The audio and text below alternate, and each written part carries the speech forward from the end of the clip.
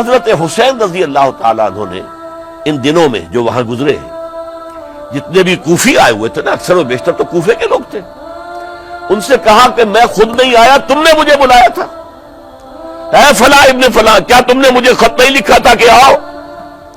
اے فلاں ابن فلاں کیا تم نے مجھے پیغام نہیں بھیجا تھا کہ یہاں تشریف لائیے؟ اور دیکھو میرے پاس تمہارے خطوط موجود ہیں۔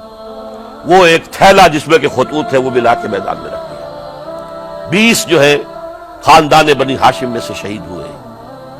حضرت حسین رضی اللہ تعالیٰ عنہ کا ایک بہت ہی انفنٹ چھوٹا بچہ وہ بھی شہید ہوا، باقی سب مرد، تمام مرد سوائے ایک حضرت حسین کے بیٹے حضرت علی بن حسین زین العابدین کہلائے بعد میں، وہ بیمار تھے، وہ جنگ میں حصہ نہیں لے سکتے تھے، وہ بچ گئے۔ صرف یہ ہے 10 محرم الحرام اور سن 61 ہجری میں حضور کے نواسے، اور جن کے بارے میں حضور نے فرمایا سیدہ شباب اہل الجنہ، حضرت حسین شہید کر دیے گئے۔ کوفہ چونکہ حضرت حسین کے پاس پیغام آ رہے تھے کوفے سے، چونکہ کوفے کو حضرت علی نے دار الخلافہ بنا لیا تھا، اور وہاں سمجھا جاتا تھا کہ حضرت علی کے ہمدرد اور حضرت شیعان علی جنہیں ہم کہے، ان کے ساتھی ہم خیال یہ لوگ ہیں کثرت کے ساتھ، اور وہاں سے اب خطوط کا تانکا شروع ہو گیا، آپ یہاں آئیے، ہم بےتاب ہیں، آپ کا استقبال کریں گے، آپ کے ہاتھ پر بیعت کریں گے، تاکہ یہ جو کیسر و کسریٰ کی سنت شروع ہو رہی ہے اس کو روکا جا سکے۔ وہ تانتا بنا ہوا ہے خطوط کا۔ تو حضرت حسین رضی اللہ تعالیٰ عنہ نے فیصلہ کر لیا کہ میں کوفے جاؤں گا۔ حضرت زبیر روکتے رہ گئے کہ نہیں، کوفیوں پر اعتماد نہ کیجیے، یہ زبانی کلامی ساتھ دیتے ہیں، جب ڈنڈا چلتا ہے تو پھر یہ ہٹ جاتے ہیں میدان سے۔ اور حضرت حسین رضی اللہ تعالیٰ عنہ بامروت انسان، شریف النفس انسان، کیسے ممکن تھا غیرت مند غیور انسان وہ کیسے ان کی بات کو رد کر دیتا؟ لہذا اچھا چلو چلتے ہیں کوفے کی طرف۔ آگے بڑھتے چلے گئے، کربلا میں پہنچ گئے، جو کچھ وہاں ہوا ہے پھر آپ کو معلوم ہے۔ اس میں یہ بات ہے، پہلے 1000 کا لشکر بھیجا تھا عبید اللہ ابن زیاد نے، اس پر حضرت حسین رضی اللہ تعالیٰ عنہ نے جو باتیں کہیں وہ کچھ اثر انداز ہو گئی۔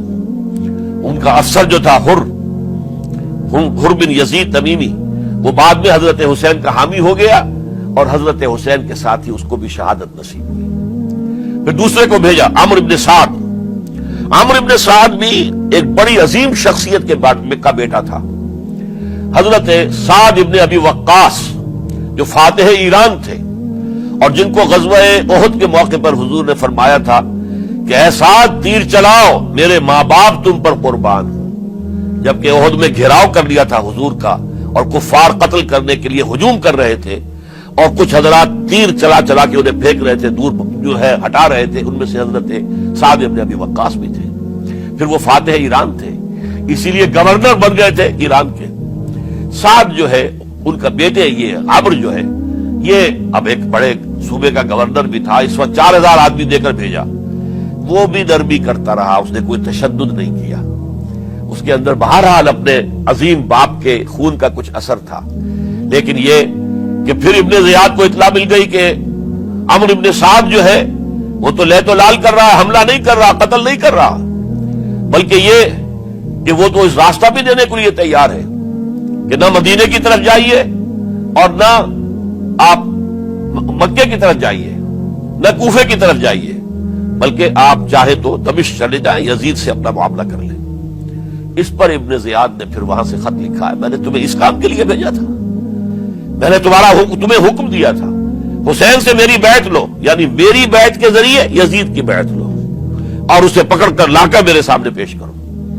لہذا پھر اس نے ایک بہت خوخار شخص کو زیادہ فوج دے کر بھیجا ہے، اور وہ جو ہے اس نے آ کر جو ہے شمر نے پھر اس نے فیصلہ کن معاملہ کیا۔ حضرت حسین رضی اللہ تعالیٰ عنہ نے ان دنوں میں جو وہاں گزرے ہیں، جتنے بھی کوفی آئے ہوئے تھے نا، اکثر و بیشتر تو کوفے کے لوگ تھے، ان سے کہا کہ میں خود نہیں آیا، تم نے مجھے بلایا تھا، اے فلاں ابن فلاں کیا تم نے مجھے خط نہیں لکھا تھا کہ آؤ؟ اے فلاں ابن فلاں کیا تم نے مجھے پیغام نہیں بھیجا تھا کہ یہاں تشریف لائیے؟ اور دیکھو میرے پاس تمہارے خطوط موجود ہیں. وہ ایک تھیلا جس میں کہ خطوط تھے وہ بھی لا کے میدان میں رکھ دیا. یہ حضرت حسین رضی اللہ تعالیٰ عنہ کی شرافت اور اپنی صاف دلی. کوئی اس کے اندر عیاری نہیں تھی ان کے اندر، معاذ اللہ ثم معاذ اللہ. لیکن یہ کہ اس کا نتیجہ اچھا نہیں نکلا. نتیجہ کیا نکلا؟ اب انہیں پتا چل گیا کوفیوں کو، اگر اب حسین زندہ دمشق پہنچ گئے یزید کے پاس تو یہ ہم سب کا بھاڑا پھوڑ دیں گے، ہماری شامت آ جائے گی. لہذا اب تو کسی صورت انہیں زندہ نہیں رہنے دینا. یہ ایک بڑا اہم واقعہ نوٹ کر لیجیے اس کو. اس لیے کہ حضرت حسین نے ایک ایک کا نام لے کر، اے فلاں ابن فلاں، اے فلاں ابن فلاں، اے فلاں ابن فلاں، کیا تم نے خط نہیں لکھا تھا؟ کیا تمہارا پیغام نہیں تھا؟ اب انہوں نے دیکھا کہ یہ بھانڈا اگر یزید کے ہاں جا کر پھوڑ دیا گیا تو پھر ہماری خیر نہیں ہوگی. یہی وجہ ہے حضرت حسین کو شہید کرنے کے بعد، یہ نوٹ کر لیجئے، 72 آدمی تھے کل، جس کو کہہ لیں لشکر حضرت حسین کا رضی اللہ تعالیٰ عنہ. ان میں سے 20 خاندان بنی ہاشم کے چشم و چراغ تھے. وہ بڑی بہادری سے لڑے، بڑی بہادری سے لڑے، ایک ایک نے لڑ کر جان دی ہے. بہت سو کو مارا ہے. یقاتلون فی سبیل اللہ فیقتلون ویقتلون. قتل کر بھی رہے تھے، قتل ہو بھی رہے تھے، ایک ایک کر کے قتل ہو رہے تھے، شہید ہو رہے تھے. 20 جو ہے خاندان بنی ہاشم میں سے شہید ہوئے. حضرت حسین رضی اللہ تعالیٰ عنہ کا ایک بہت ہی انفنٹ چھوٹا بچہ وہ بھی شہید ہوا ہے. باقی سب مرد، تمام مرد، سوائے ایک حضرت حسین کے بیٹے حضرت علی بن حسین زین العابدین کہلائے بعد میں.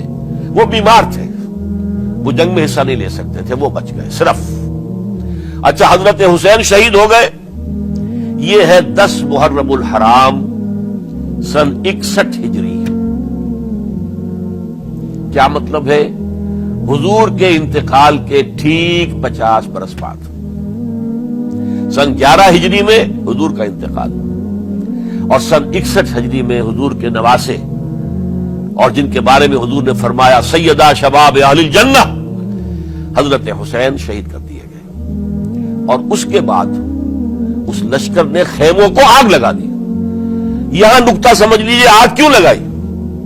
انہیں معلوم تھا ہمارے خلاف ڈاکومنٹری پروف موجود ہے وہاں پر، وہ ہمارے خطوط کے تھیلے وہاں موجود ہیں.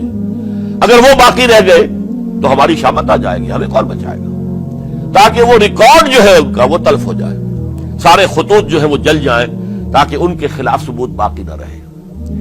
یہ عظیم سانحہ کربلا ہے